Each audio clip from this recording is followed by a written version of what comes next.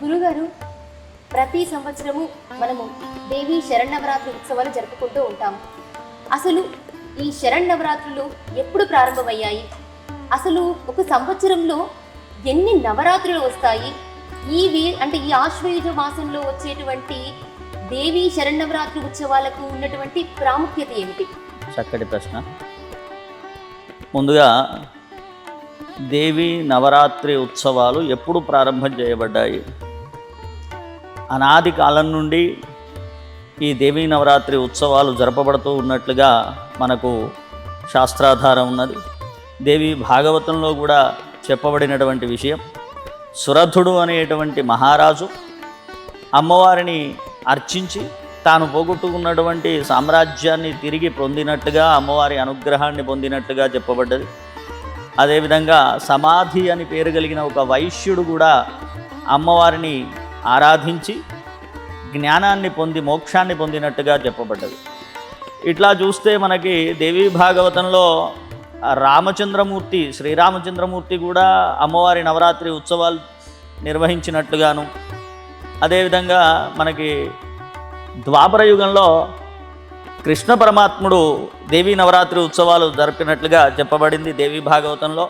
అయితే దేవకీ వసుదేవులు కృష్ణ పరమాత్ముడు జాంబవంతుడితో యుద్ధాన్ని జరుపుతూ ఉన్న సమయంలో కృష్ణ పరమాత్ముని యొక్క జాడ తెలియకుండాగా వాళ్ళు దుఃఖిస్తూ ఉండగా నారద మహర్షి యొక్క సూచన మేరకి వాళ్ళు దేవీ నవరాత్రి ఉత్సవాలని నిర్వహించి ఆ తదనంతరం కృష్ణ పరమాత్ముని యొక్క జాడ వాళ్ళు కనుక్కున్నట్టుగాను తెలుసుకున్నట్టుగాను నవరాత్రి పరిసమాప్తం వరకు కృష్ణ పరమాత్ముడు 2 భార్యలతో శమంతకమణితో తిరిగి వచ్చినట్టుగాను చెప్పబడింది. అంటే అనాదికాలం నుంచి నవరాత్రి ఉత్సవాలు నిర్వహిస్తూ వస్తున్నటువంటి సాంప్రదాయం, ఆచారం ఉంది.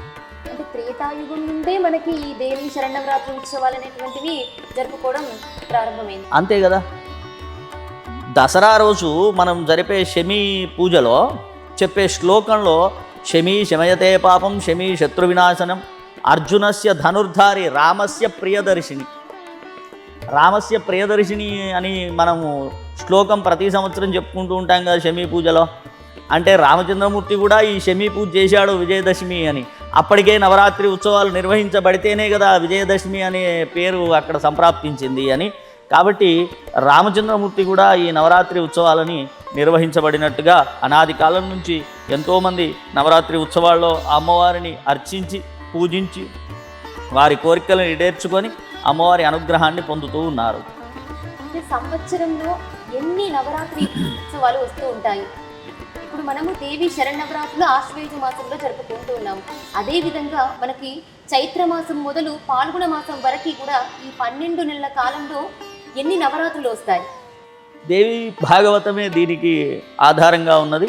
సంవత్సరంలో అమ్మవారిని నవరాత్రి ఉత్సవాల్లో ఆరాధించడం కోసం ఒక సంవత్సరానికి 4 నవరాత్రులు చెప్పబడ్డవి.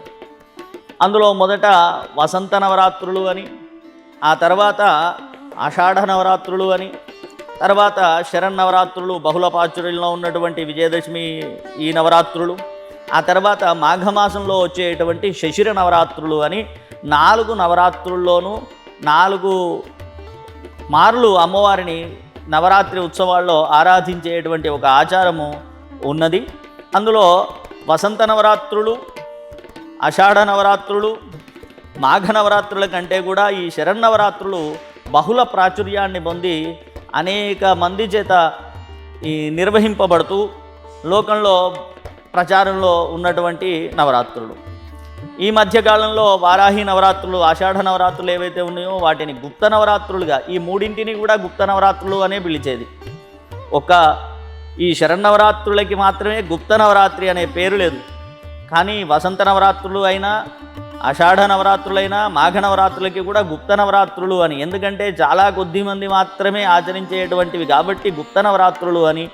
ఈ శరన్నవరాత్రులు మాత్రం ఆశ్వయుజ మాసంలో మనం ఆచరించే నవరాత్రులు మాత్రం బహుళ ప్రాచుర్యంలో అందరూ ఆచరించేటువంటి నవరాత్రులు. ఇలా మనకి అమ్మవారికి సంబంధించి సంవత్సరంలో 4 నవరాత్రులు జరుపుకోవడం అనేది ఆనవాయితీగా ఉంది.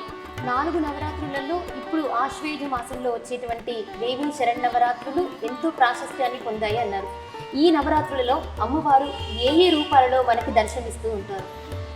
ఈ శరన్నవరాత్రి ఉత్సవాలకి ఒక విశేషమైనటువంటి ప్రాచుర్యం ఎందుకు కలిగింది అంటే, రంభుడు అనేటువంటి ఒక రాక్షసుడు ఒక మహిషం చేత ఒక పుత్రుణ్ణి కన్నాడు. వాడు రాక్షసుడే, మహిషాసురుడు అని.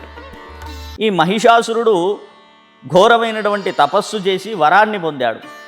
ఏమిటా వరం అంటే, ఏ విధమైనటువంటి అస్త్రశస్త్రముల చేత కానీ పురుషుల చేత కానీ నాకు మరణం రాకుండుగాక అని వరాన్ని పొందాడు.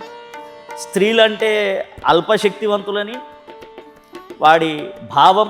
ఆ దురహంకారంతో కేవలం పురుషుల వల్ల నేను సంహరించబడొద్దు అని వరాన్ని కోరుకున్నాడు. ఇక ఆ మహిషాసురుడు 3 లోకాలని పీడిస్తూ ఉండగా దేవతలందరూ కూడా ఆదిపరాశక్తిని వేడుకుంటే మహాకాళి, మహాలక్ష్మి, మహాసరస్వతులు ఈ 3 శక్తులు కూడా ఏకమై ఒక మహాశక్తిగా ఏర్పడింది. ఆ ఏర్పడిన మహాశక్తికే దుర్గా అని పేరు. ఆవిడకే చండీ అని, చాముండా అని, దుర్గా అని పేరు. ఈ మహిషాసురుడితో దుర్గాదేవి 9 రోజులు పోరాడి 10వ రోజు నాడు విజయాన్ని పొందింది.